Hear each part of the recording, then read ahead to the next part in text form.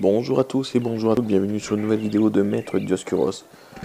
Je me suis dit depuis quelques temps, on ne peut pas faire d'émission sur les jeux vidéo et le rétro gaming sans finalement parler un jour de Mario.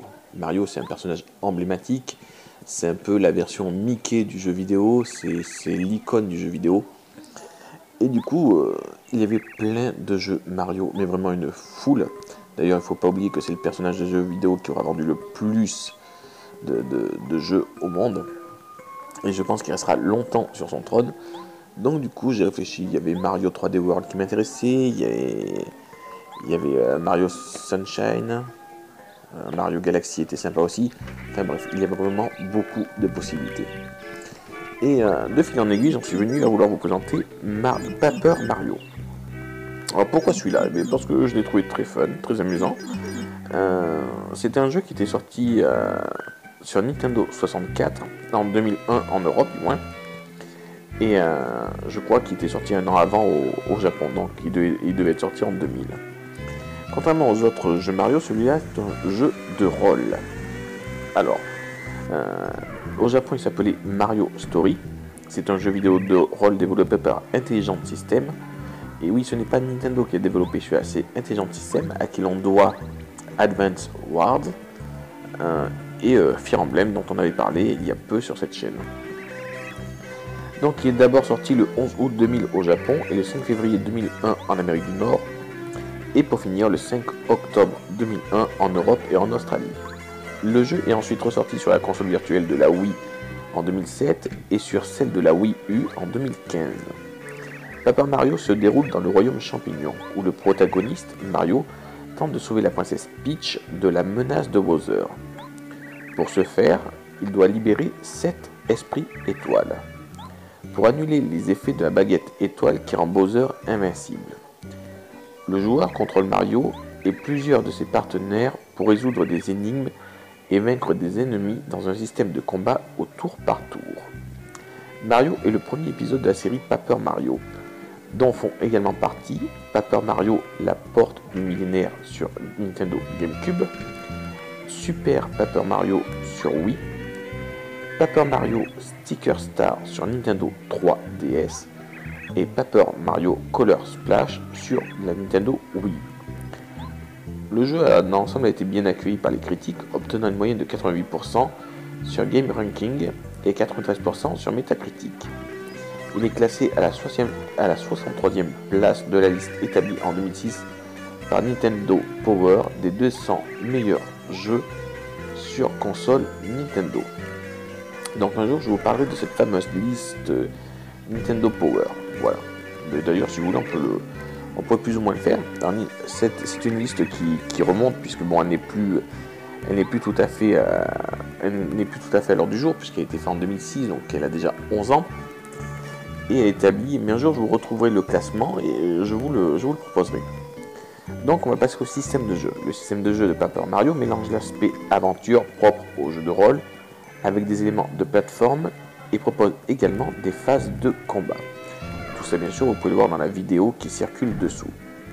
Il met en scène des personnages en 2 dimensions tirés de l'univers Mario, dans un environnement en 3 dimensions.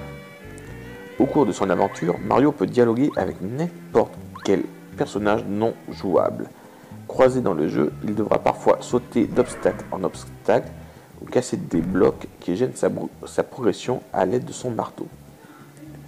Mario est secondé par un compagnon, et un seul à la fois, qu'il peut changer à tout moment. Mario gagne des niveaux et de nouveaux compagnons au fur et à mesure de son aventure. Il peut compter sur celui-ci par exemple pour résoudre certaines énigmes ou attraper certains objets. Le système des combats intervient lorsque Mario rencontre un ou des ennemis. Comme dans bon nombre de jeux de rôle, les combats se font au tour par tour. Mario, aidé du personnage l'accompagnant avant le début du combat, affronte un petit nombre d'ennemis sur une scène fermée et peut utiliser diverses techniques pour attaquer, comme sauter sur un ennemi ou alors utiliser son marteau. le joueur peut augmenter la puissance d'une attaque en appuyant sur un bouton au bon moment. Chaque personnage qui accompagne Mario possède plusieurs capacités particulières. Par exemple, Goombario, le Goomba, peut frapper l'ennemi de la tête avec sa technique coup de tête ou l'analyser avec sa technique spéciale indique. Ça, c'est ce que vous allez voir sur cette vidéo, parce que je vais m'arrêter à peu près à 1 heure de jeu, et donc nous verrons Goombario faire équipe avec nous. Le joueur a également la possibilité d'utiliser des objets ou même d'invoquer les pouvoirs des esprits des étoiles après leur libération. En battant des ennemis, Mario gagne des pièces lui permettant d'acheter des objets dans les magasins, ainsi que des points étoiles qui lui font gagner des niveaux, pour lui permettre d'augmenter ses points de cœur, si vous voulez entre parenthèses points de vie, ses points de fleurs, c'est ce qui lui permet à lui et à son compagnon d'utiliser des attaques plus puissantes que les attaques de base, ou ses points badge qui lui permettent de s'équiper de plus de badges, qui sont des objets à trouver pendant l'aventure et qui ont divers effets comme donner accès à de nouvelles attaques ou augmenter les statistiques de Mario dans certaines circonstances. Enfin, une des aventures annexes met en scène la princesse Peach, qui est donc jouable à plusieurs reprises dans l'aventure. Donc on va en revenir un peu au scénario, le scénario que vous pouvez voir plus ou moins en ce moment défiler dans cette vidéo. Une fois de plus, l'ennemi de Mario se retrouvera à être Bowser, qui rompt la paix qui règne sur le royaume champignon. À Havre Étoile, habitat des étoiles, il vole la baguette étoile qui permet d'exaucer tous les vœux. Ainsi, il peut kidnapper la princesse Peach sans craindre Mario. D'une manière spectaculaire, il emporte avec lui le château de la princesse dans la stratosphère. Mario devra donc faire équipe avec divers personnages pour libérer les 7 esprits étoiles emprisonnés par Bowser et ainsi obtenir le pouvoir d'affronter son éternel ennemi. Ces personnages pouvant l'accompagner sont Goombario, un jeune Goomba adorateur du célèbre plombier. Il habite le village Goomba avec sa famille. Il peut donner des renseignements sur les lieux, objets et personnages. Donc voilà, lui, vous allez avoir la chance de le voir en action. Ensuite, vous pourrez faire équipe avec Cooper, un Koopa qui voudrait devenir archéologue. Il peut atteindre un objet à distance. Bombinette ou Bombette, une bombe ombre qui était emprisonnée dans la forteresse des frères Koopa. Elle peut exploser les murs fissurés et certains rochers. Paracari, il peut faire voler Mario sur une courte distance. Boo, qui souhaite libérer un Boo souhaitant libérer les bouts que Tuba Bluba a mangé. Elle peut vous rendre invisible. Watt, une jeune lumière emprisonnée dans une lampe, elle peut éclairer les endroits sombres et faire apparaître des blocs invisibles.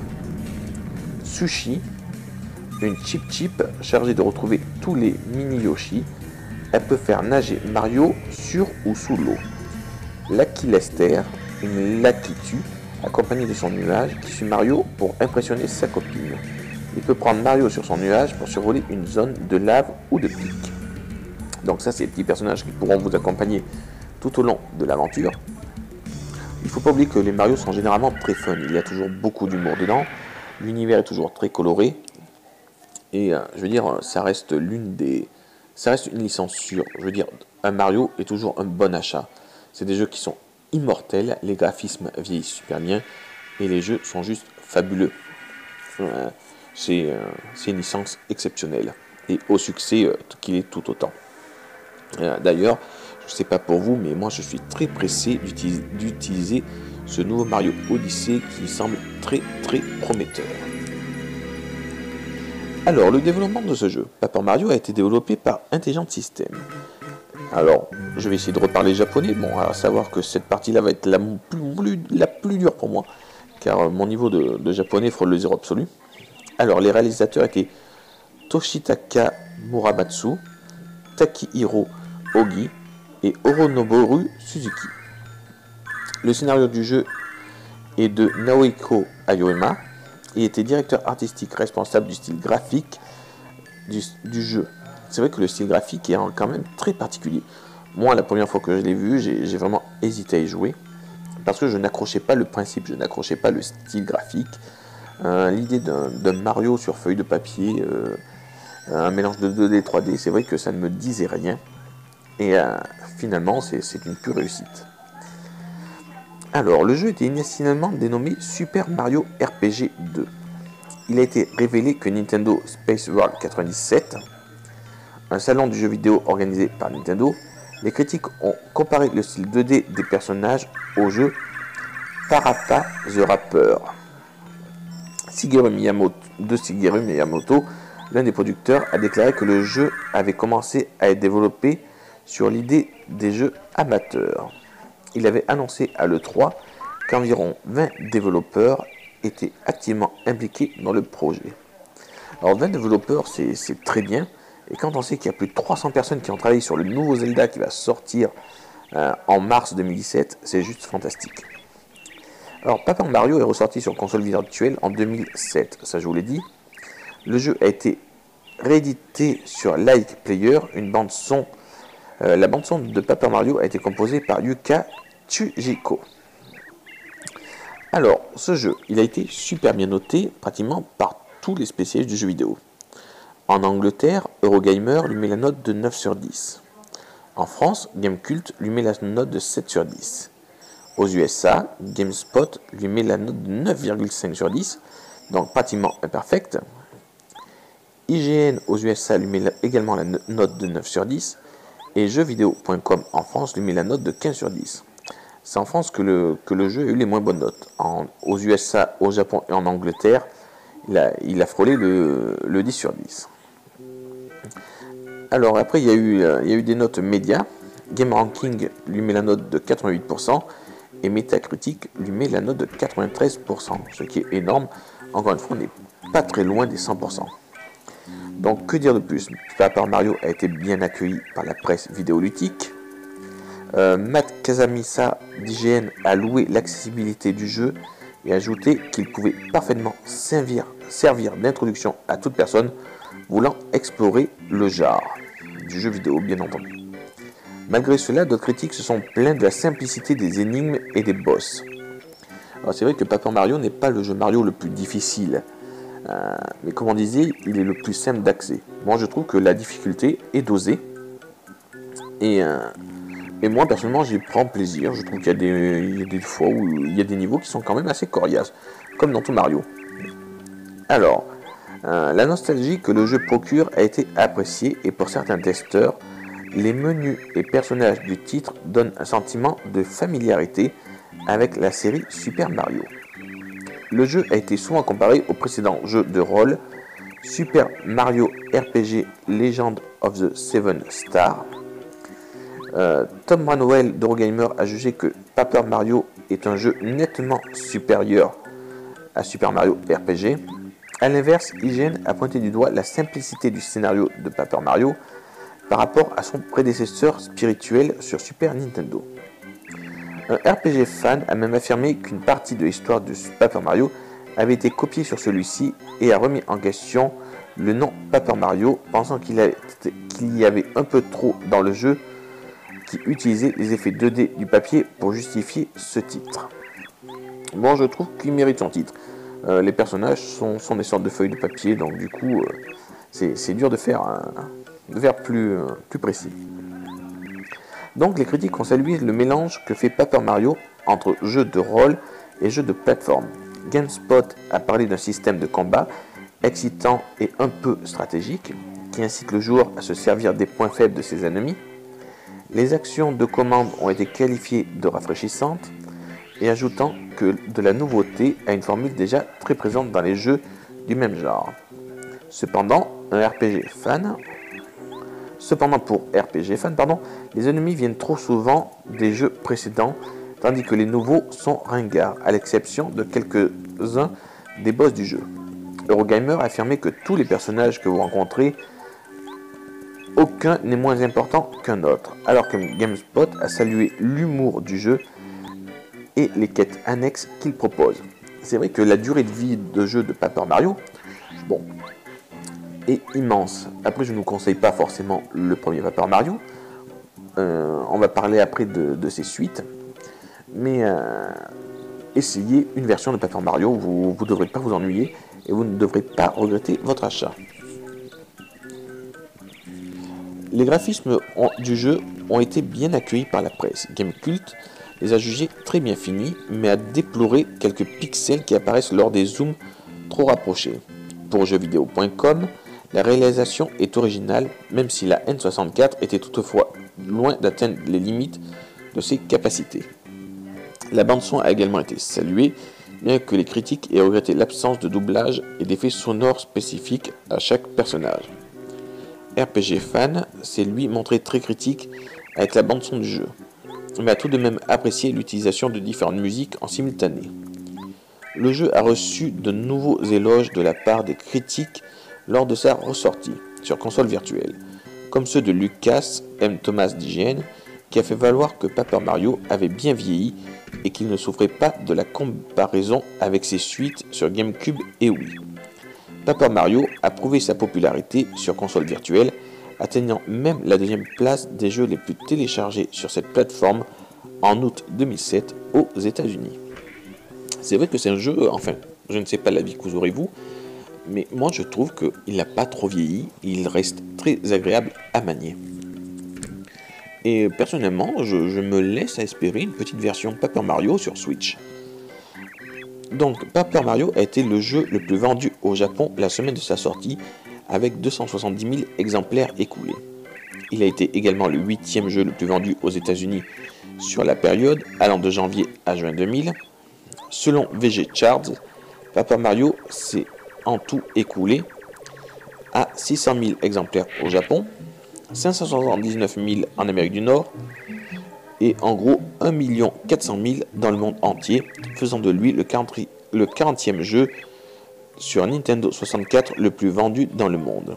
Il a été désigné comme l'un des 100 meilleurs jeux de tous les temps par Electronic Gaming Monthly, comme la 73e meilleur jeu sur une console Nintendo par Nintendo Power, on en a parlé avant de ça, et comme le 13e meilleur jeu sur Nintendo 64 par ce même magazine.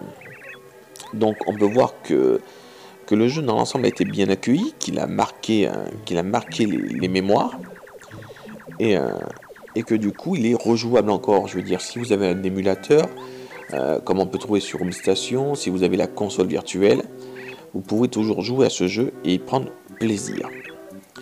Donc on va pas parler trop vite de celui de la Nintendo GameCube ni celui de la Wii. On va parler de ceux que vous pouvez vous procurer maintenant. Donc nous allons parler vite fait sur 3DS de Paper Mario Sticker Star. Donc c'est l'un des plus récents sortis puisqu'il est sorti en 2012. En France du moins le 7 décembre 2012. Alors Paper Mario Sticker Star est un jeu vidéo développé par Intelligent System, édité par Nintendo et sorti sur Nintendo 3DS en 2012. Il avait été annoncé lors de l'E3 2010. Il s'agit du 4e volet de la série Paper Mario, commencé en 2000 sur Nintendo 64, comme on parlait. Le système du jeu, lors de l'aventure, Mario peut collecter des stickers collés sur des parois ou sur des sols. Il est aussi muni d'un marteau débloqué peu après le début du jeu, lui permettant de casser des parois. Les stickers lui seront utiles pour battre des ennemis pendant les combats. Donc pour faire court, on va dire que ce jeu est resté dans la lignée de Paper Mario, même si ses notes sont moins bonnes. Par exemple, Eurogamer en Grande-Bretagne lui met 7 sur 10. Gamecult en France est d'accord et met également 7 sur 10. GameSpot US met 7,5. IGN US met 8,3 sur 10. Et jeuxvideo.com le note pareil que la version 64 avec un 15 sur 20. Donc ensuite, il y a une version sur Wii U. Je pense que malheureusement, vu le succès de la Wii U, qui est mourante et qui se laisse sa place à la Switch dans quelques jours, on ne va pas s'attarder dessus, mais on peut toujours espérer qu'il y ait une ressortie. En tout cas, moi je vous dis, si vous avez une petite quinzaine d'euros pour acheter un bon jeu qui va vous amuser, qui va durer et que vous pourrez ressortir, n'hésitez pas. En ce moment, je conseille Paper Mario. Sur ce, moi je vous souhaite une très bonne journée. Moi je lui mettrai un petit 16 sur 20 sur Paper Mario.